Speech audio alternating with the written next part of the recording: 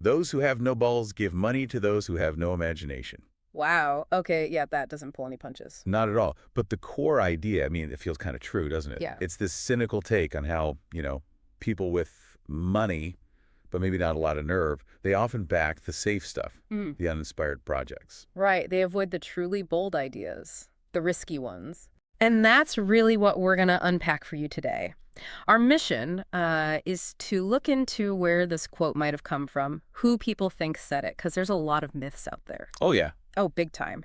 And we want to explore why it hits home for so many people across different cultures. What's the psychology behind it? What does it tell us about courage, creativity, and, wow, capital? And we're going to separate the facts from the internet noise. Absolutely. Get to the real story, or as close as we can get. Okay, let's get into it then. That core idea. Those who have no balls give money to those who have no imagination. When you hear that, what's the first thing that jumps into your mind? For me, it immediately brings up this image of boardroom meetings or maybe funding panels for artists. Yeah. Where someone's pitching something genuinely new, maybe a bit weird, a bit challenging, and it just gets shot down. Yeah. Because it doesn't fit the safe, predictable box. Right. It's not another sequel or a guaranteed small return. Exactly. You can feel that tension, the innovative spark versus the cautious checkbook. That's a great way to put it, the cautious checkbook. And what's really key here, I think, is that the quote isn't just saying the creators lack imagination. It's deeper. It's pointing fingers at the funders for lacking courage. Ah, okay. So it's the lack of courage enabling the lack of imagination. Precisely. It's that specific kind of risk aversion, driven by fear, maybe, or just intense caution. And that leads to backing stuff our sources call creatively poor, or even sterile. Sterile. Ouch. Yeah. The why is that preference for safety, for the known quantity.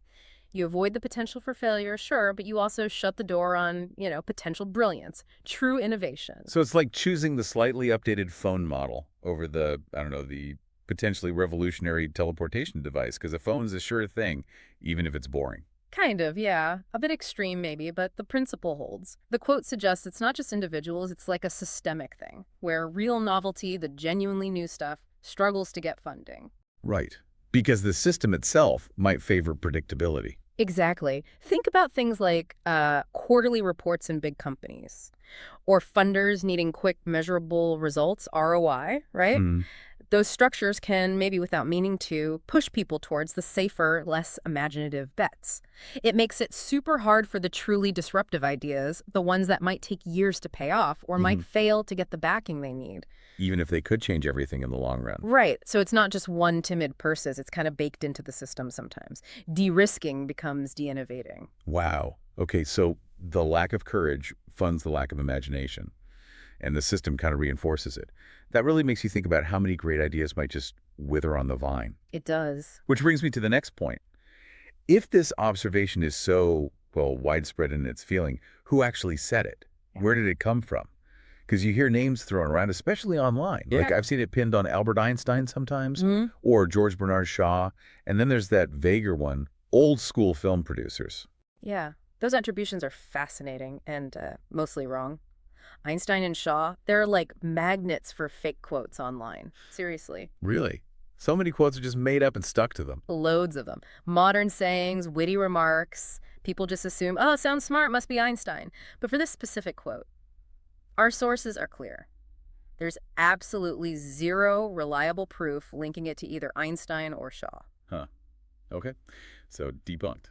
Good to know. Chalk it up to internet mythology. A powerful quote looking for a famous dad, essentially. Okay, but what about the third one? The old school film producers. You mentioned our sources said that sounds more plausible by spirit. Why does that one feel more right? Yeah, that one has a ring of truth, doesn't it? And it makes sense if you think about Hollywood history. How so? Well, think about the classic tension, right? The suits versus the creatives, the studio heads, the money people versus the writers, directors, the artists with the vision. Right. The bean counters versus the dreamers. Exactly. And historically, the complaint from the creative side was often that the studios, obsessed with profit and terrified of risk, wouldn't take a chance on anything genuinely original.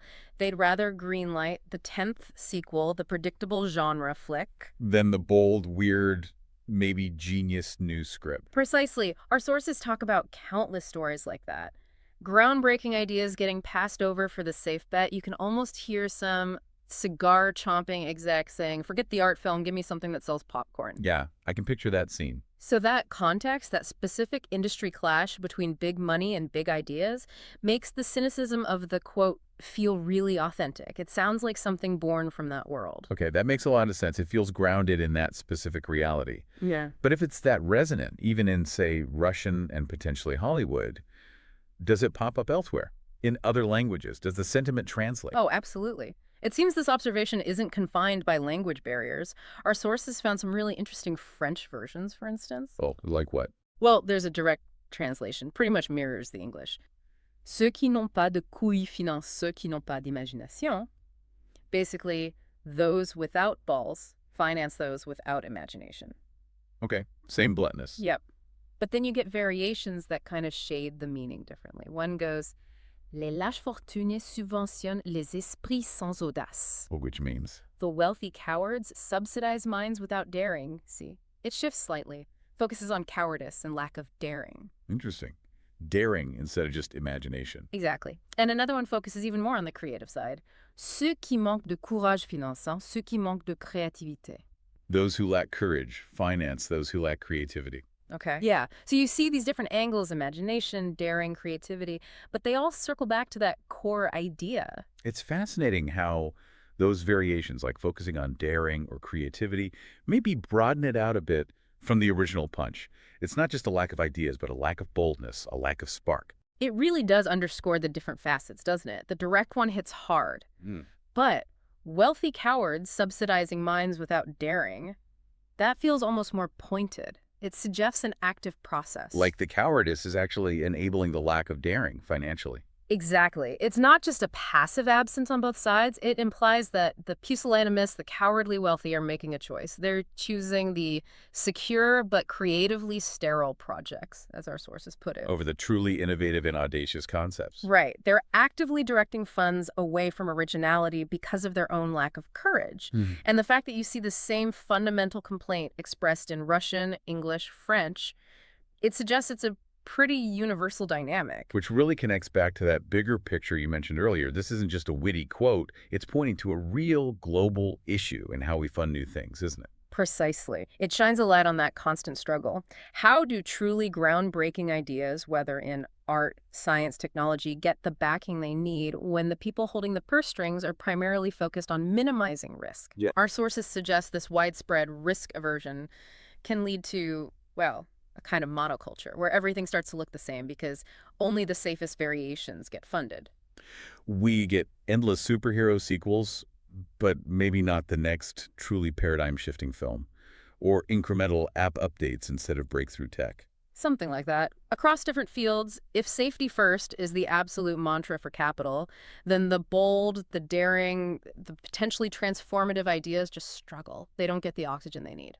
I have a pretty sobering thought, actually, that the human tendency to play it safe might be actively holding back progress or, profound art. It's definitely a tension baked into the system. So, wow, we've gone from this really biting Russian saying, traced it through different languages, busted some myths about who said it, and landed on this pretty universal observation about the relationship between courage, creativity, and capital.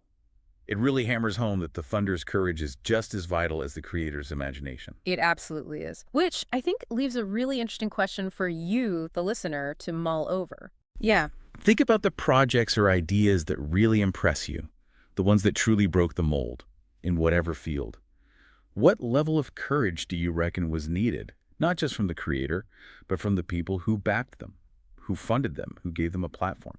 That's a good question. You often only think about the creator's bravery. Right. And then the flip side. What are we, collectively, missing out on? What potential brilliance remains unseen or unfunded because safety has become the ultimate benchmark? When does caution stop being prudent and start being stifling? A really powerful thought to end on. Something to definitely chew on after this. Yeah.